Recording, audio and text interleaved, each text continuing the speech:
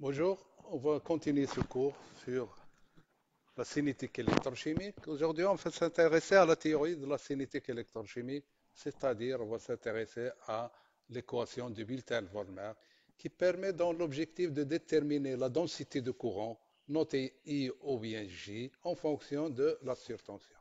Cette théorie elle s'établit dans le cas où le transfert de charge constitue l'étape la plus lente.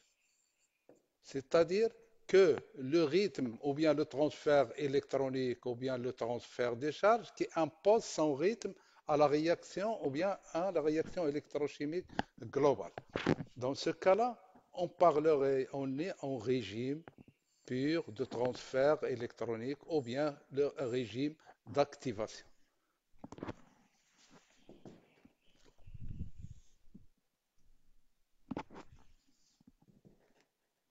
Dans ce cas, posons maintenant pour une réaction électrochimique, OX plus NR, ça donne un RAID. Vous savez, je rappelle que la densité globale est égale à la somme de la densité d'oxydation et de réduction, ou bien notée I ou bien J. On supposera que la cinétique des réactions d'oxydation est de premier ordre. Dans ce cas-là, on notera que VA et VC, c'est les vitesses de réaction anodique et cathodique.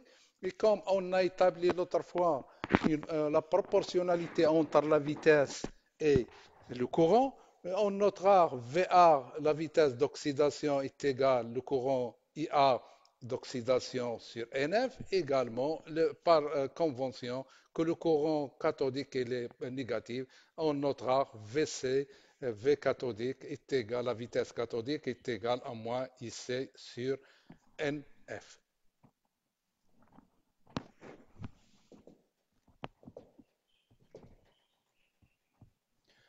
Voyons maintenant qu'est-ce qui se passe à l'équilibre. À l'équilibre, on a établi l'autre fois que les vitesses sont égales. La vitesse d'oxydation est égale à la vitesse de réduction et par suite I ox ou bien IA est égal à I red. Les vitesses sont. Maintenant, toujours, je rappelle qu'on considère que la cinétique est de premier ordre. On peut poser que VA est égal à une constante fois la concentration de réducteur à l'électrode. Également, la vitesse de réduction est égale à, est égale à K, K, une constante de réduction fois la concentration de l'oxydant à le réducteur. Avec Kox et Kred sont des constantes de vitesse d'oxydation et de réduction.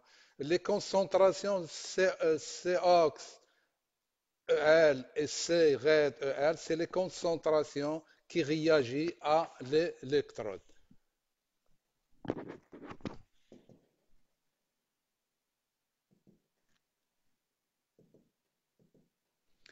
Voyons, maintenant, on peut également écrire que, selon l'expression précédemment, que I est égal proportionnel à la vitesse. On peut écrire que EOX est égal à NF fois KOX, C électrode. Également, IRED est égal à moins INF, C électrode. C'est l'expression de la proportionnalité qu'on a établie l'autre fois.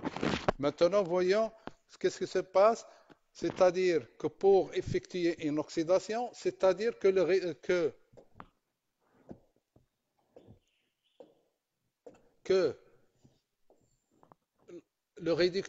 il doit passer par une étape de complexation ou bien d'activation, c'est-à-dire pour effectuer une oxydation de RAID jusqu'au OX, c'est-à-dire le réducteur il va passer par une étape déterminante dans cette réaction, c'est-à-dire cette étape, ça nécessite une énergie d'activation, c'est-à-dire il faut activer le réducteur pour donner un complexe RAID étoile. C'est-à-dire, l'oxydation de RAID en ox passe par un processus initial qui met en jeu une énergie d'activation faisant passer le RAID par un complexe activé. C'est-à-dire il faut donner de l'énergie pour activer le réducteur, puis il s'oxyde. Donc, il y a également l'enthalpie libre correspondante à cette énergie d'activation.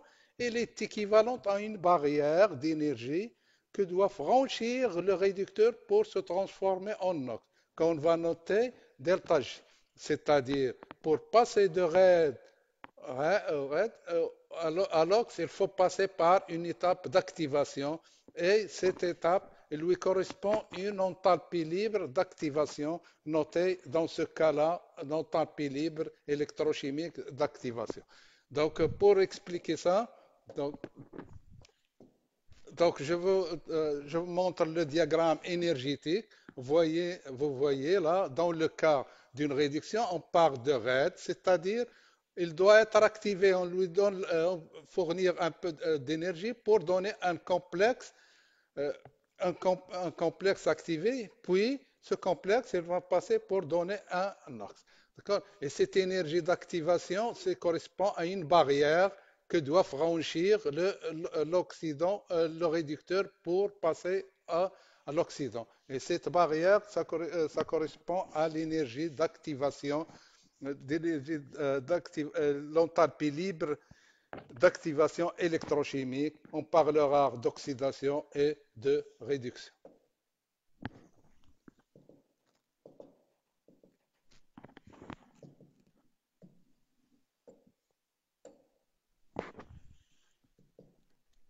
Maintenant, voyons, de même manière, également, on a parlé que le réducteur doit passer par un complexe, également l'oxydant doit passer par un complexe.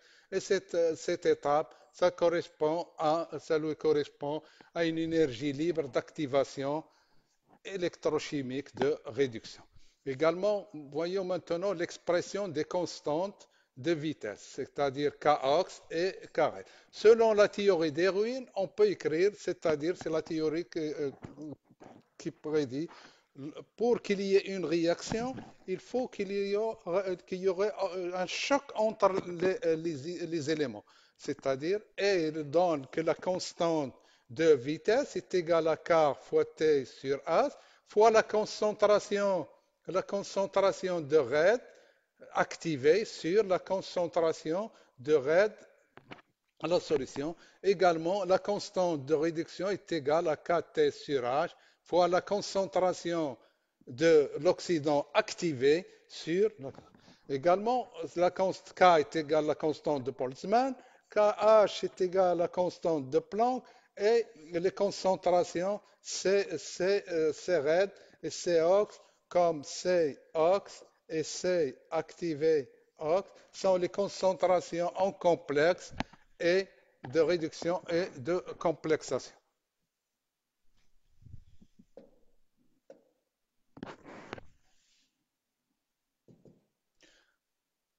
Voyons maintenant dans le cas, le rapport de concentration. Vous voyez, si on écrit cette réaction-là, ça lui correspond à delta G ox. Donc, vous savez, delta G, on peut l'établir en fonction de est égal à moins RT log de la concentration. Et vous voyez que le rapport, ça correspond à la constante moins RT log de la constante de cette réaction. On peut déterminer maintenant le rapport en fonction est égal à exponentielle moins delta G sur RT et on le remplace dans la constante, vous savez, Kox, ça devient Kt sur H exponentielle moins delta G, c'est à partir de la relation d'Erin. Également, de la même façon, on peut établir le rapport des concentrations selon cette écriture. Ça lui correspond à delta G axe, l'énergie libre d'activation électrochimique, d'oxydation.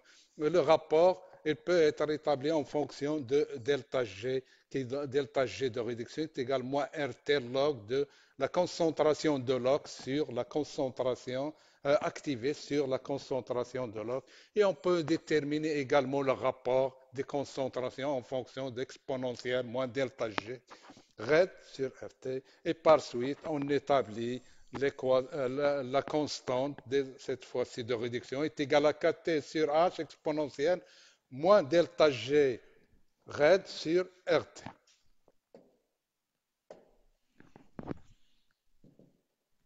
De la même façon,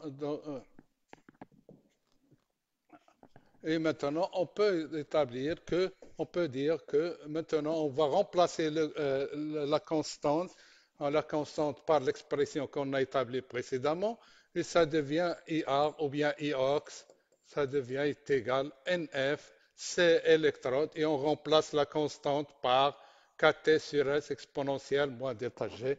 Également, le courant, on va remplacer le courant de réduction, est égal moins NF carré c'est électrodoxe. On va remplacer cette constante par l'expression établie précédemment. Et vous aurez le courant cathodique est égal à moins NF, C électrode, ox, 4T sur H exponentielle moins delta G d'activation sur RT. À ce stade-là, maintenant, on va faire apparaître, pour établir l'équation de Bilter-Volmer, on va faire apparaître le potentiel de l'électrode. Et par suite, le potentiel relatif à l'électrode.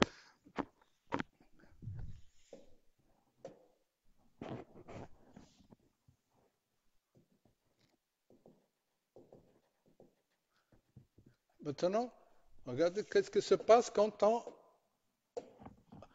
on impose une différence de potentiel à la solution. Donc, la réaction électrochimique implique un transfert de charge à travers la barrière de potentiel existant dans la double couche, je vais expliquer tout à l'heure. Également, au voisinage de l'électrode se crée un champ, bien sûr, dû à l'existence de la différence de potentiel. Or, si on considère maintenant,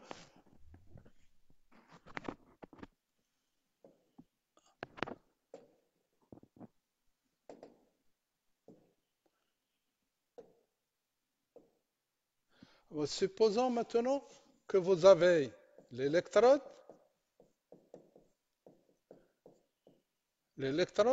et là, vous avez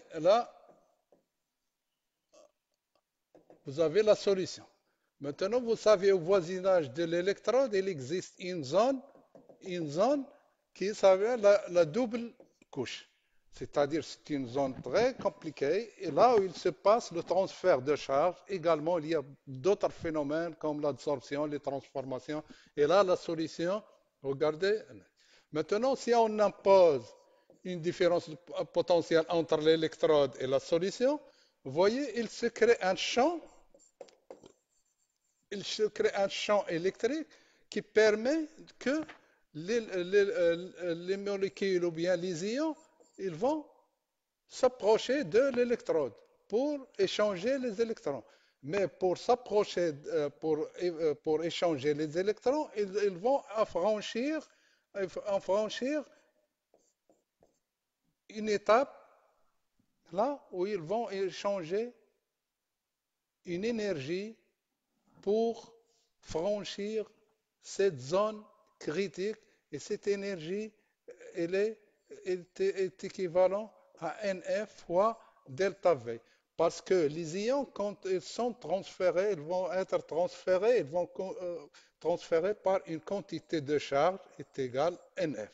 Et là, au niveau de l'électrode, au sein de l'électrode, au sein de cette double couche, ils vont franchir une barrière et là, ils vont soit fournir de l'énergie, soit recevoir de l'énergie. Cette énergie elle est équivalente à plus ou moins.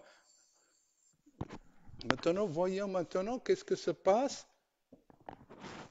Donc, je reviendrai là. Vous voyez? Donc, la réaction électrochimique, bien sûr, pour qu'il y ait réaction électrochimique, il faut que la matière vienne à l'électrode. Et là, au sein de l'électrode, ils vont franchir la barrière de potentiel dans la double couche. Également au voisinage, je répète, au voisinage, il se crée un champ électrique qui permet aux particules d'arriver à l'électrode. Puis, vous savez que si on considère bien sûr que les ions ils vont transporter une quantité d'électricité quantité électrique est égale à NF. Et l'énergie maintenant pour affranchir cette zone, elle est équivalente à NF fois delta V. Maintenant, le transfert de N charge à travers la barrière, c'est-à-dire créée par la différence de potentiel imposée, correspond à une énergie fournie, bien sûr en valeur algébrique, qui est égale à NF. Maintenant, voyons maintenant qu'est-ce qui se passe au niveau énergétique. Donc, au niveau énergétique, donc, j'explique.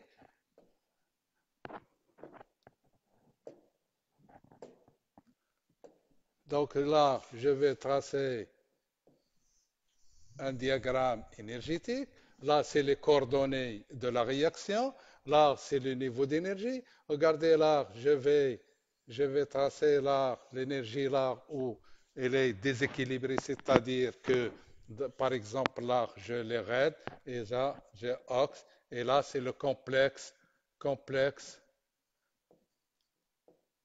activé. Pardon. C'est le complexe activé ou bien je vais mettre RAID pour simplifier. Et là, regardez à l'équilibre, là, pour franchir, on aura une delta G étoile, ox, ox, équilibre, c'est-à-dire avant d'imposer là dans l'état d'équilibre. Bien sûr, là, j'aurai également delta G étoile, RAID, équilibre. C'est bon, non?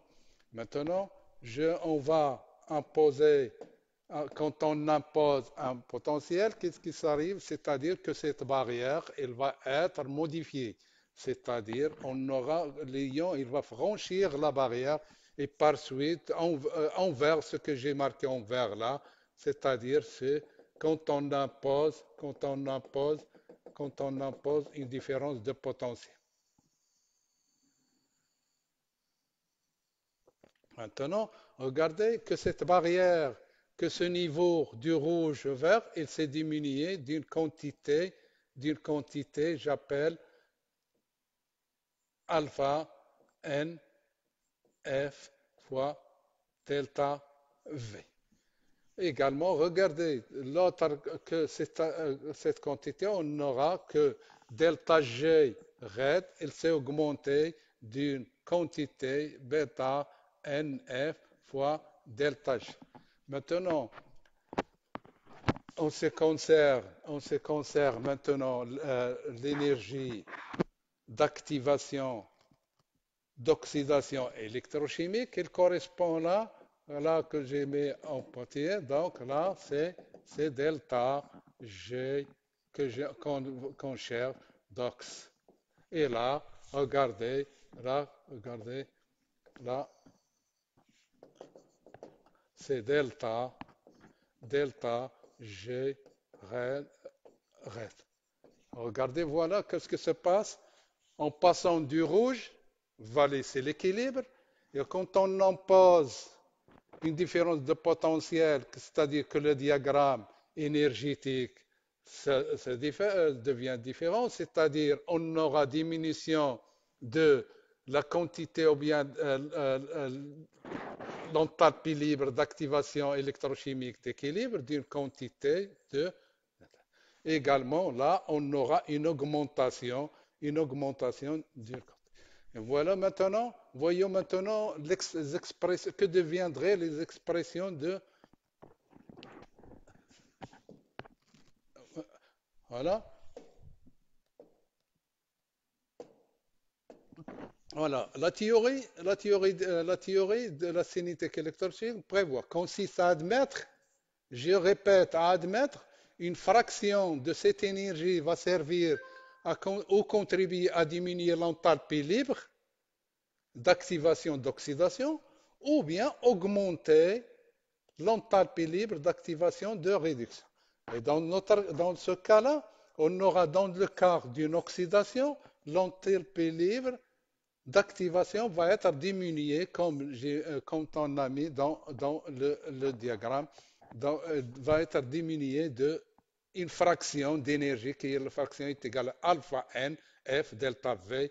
Et là, dans le cas de la réduction, comme on a vu dans le diagramme, on aura augmentation de l'énergie d'activation d'une fraction delta n f delta v.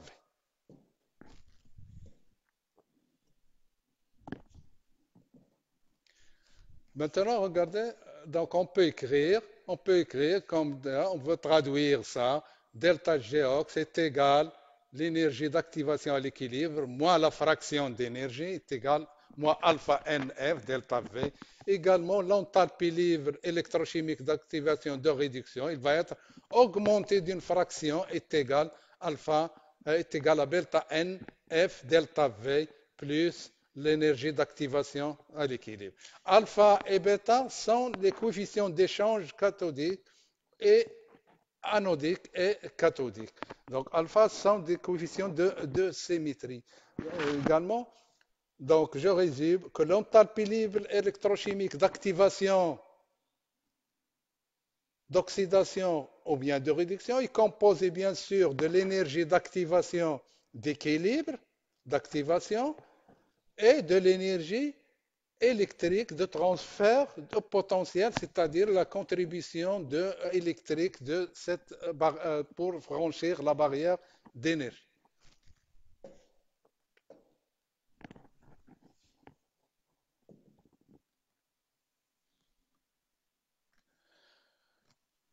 D'autres choses,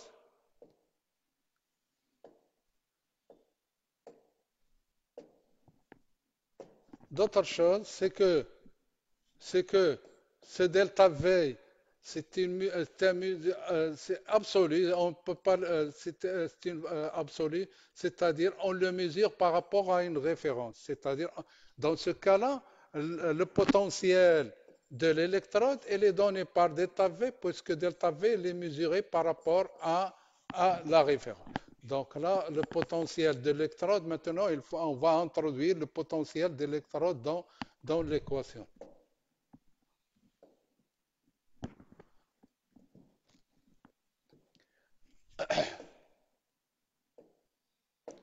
Donc delta G ox est égal à NF. Maintenant, on va remplacer delta V par, donc E est égal à delta V moins delta V référence. Donc on va remplacer delta V et vous aurez, regardez là j'ai remplacé par une constante moins alpha n f fois le potentiel relatif à l'électron. De même, pour delta G libre d'activation électrochimique est égal delta G équilibre RAID plus cette fois-ci la fraction delta NF delta V. On va remplacer delta V toujours par l'expression en fonction de potentiel relatif. Vous aurez, et je vais remplacer cette quantité par une constante.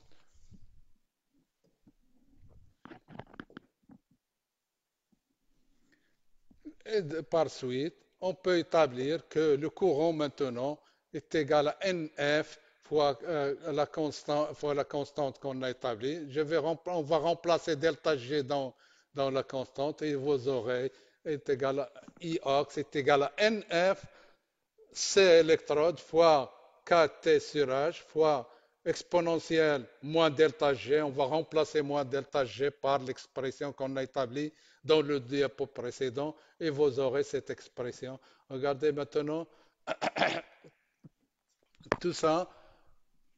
Donc on va remplacer également, on va remplacer cette quantité-là, cette quantité par une constante K, on va la nommer cette fois-ci Kox, qu'il ne faut pas confondre puisque ça englobe toutes les constantes exponentielles. De même, pour le courant de réduction, on va remplacer dans l'expression moins delta G d'activation de RAID par l'expression établie précédemment et on aura également, on va remplacer toute cette quantité par une constante qui est KRAID et par suite vous aurez l'expression de courant d'oxydation et de réduction. À ce stade-là, à ce stade-là,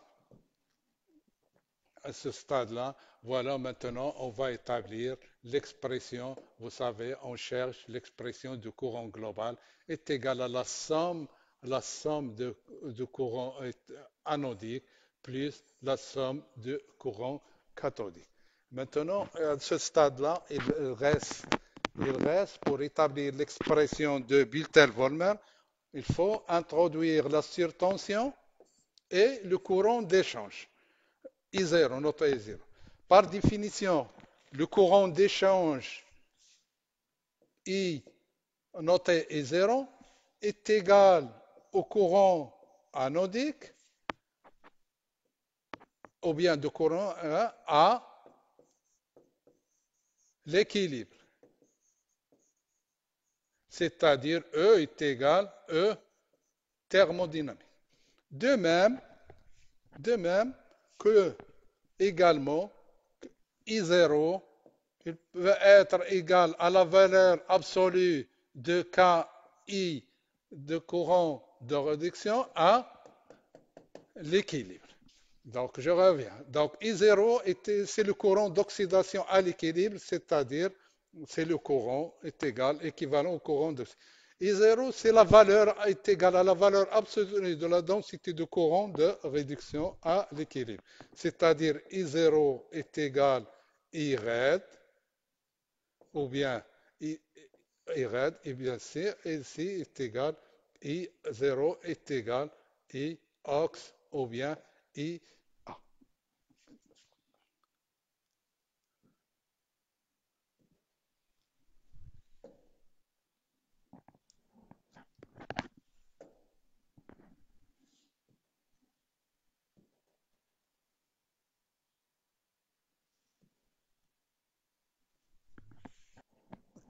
Donc, revenons à l'expression de delta Gox. On va remplacer maintenant delta V par l'expression, puisque E est égal à delta V moins delta V ref. On va remplacer delta V par l'expression E et on aura delta G est égal à une constante. De même, pour l'enthalpie libre électrochimique de réduction, ça devient égal à une constante fois ou bien, ou bien, ou bien, vous pouvez suivre et A est égal à une constante. On va remplacer la constante et on va remplacer delta E également.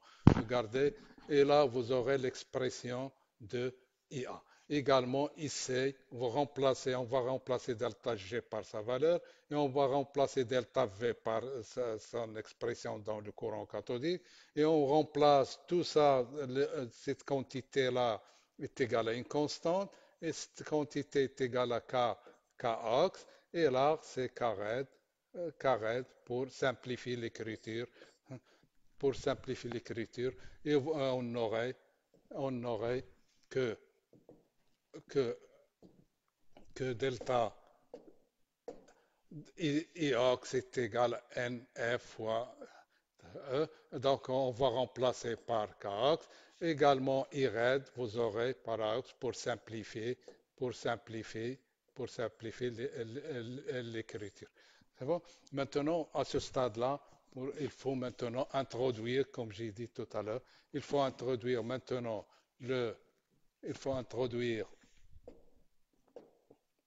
il faut introduire la surtension et le courant I0. I0, c'est le courant d'échange d'oxydation est égal. Donc, I0 est le courant d'oxydation à l'équilibre. À l'équilibre, c'est-à-dire, dans ce cas-là, on note que I0 est égal à Iox ou bien est égal à IA. De même, I0 est égal à la valeur absolue de la densité de courant à l'équilibre, c'est-à-dire I0 également peut être égal à I cathodique. De même, maintenant, regardez, on peut écrire maintenant en identifiant l'expression précédente, on va dire I0 est égal, I RED est égal à NF fois K, mais cette fois-ci, on va remplacer E par E thermodynamique. Également, I0 est égal, la valeur absolue de I RED est égal, voilà, le moins il disparaît, est égal à NF KOX, c'est électrode RED exponentielle alpha NF Donc, alpha NF est égal E thermodynamique. C'est l'oxydation, c'est IOX, et là c'est IRED, là c'est IOX.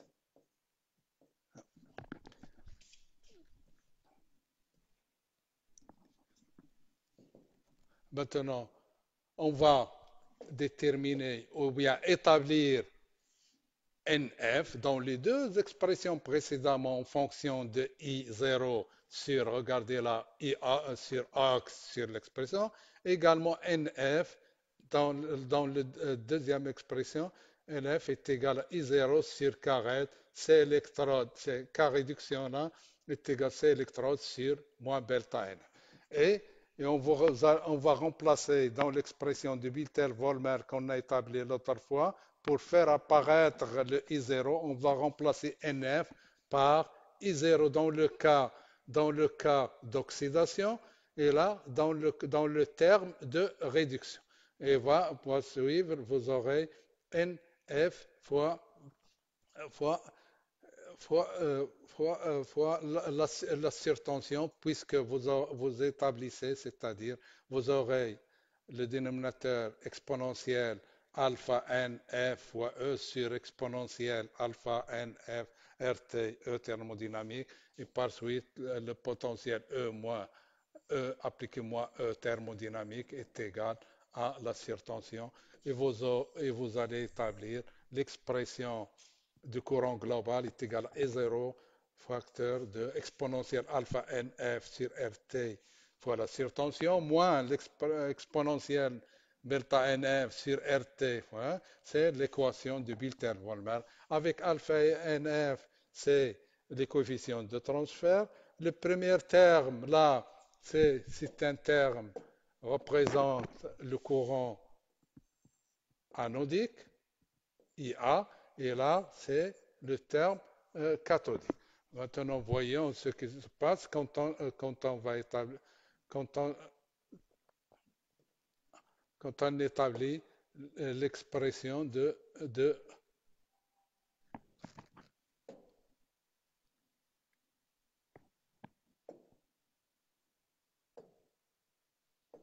Donc pour, donc pour tracer maintenant cette équation, donc I en fonction de la surtension, donc l'équation elle est donnée par, d'accord, donc c'est une courbe exponentielle. Là, vous aurez IA, là, I, c'est la branche anodique, la branche cathodique. Et vous voyez là, c'est le potentiel thermodynamique. Voyez, maintenant, thermodynamique, dans le cas où on a un axe couple Rox-X. On verra plus loin qu'on peut parler de potentiel mixte quand il s'agit de deux couples redox. Maintenant, regardez cette courbe. Cette courbe, c'est la somme de deux courbes. Donc là, en vert, c'est les courbes partielles de redox. Ça, c'est dans le cas où on a le réducteur seul. Et là, c'est en le cas l'Occident seul.